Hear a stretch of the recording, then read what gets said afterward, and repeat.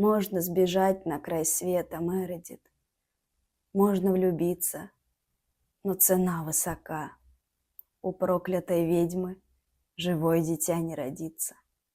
А ты так просила, да так ревела, что старая вишня тебя пожалела.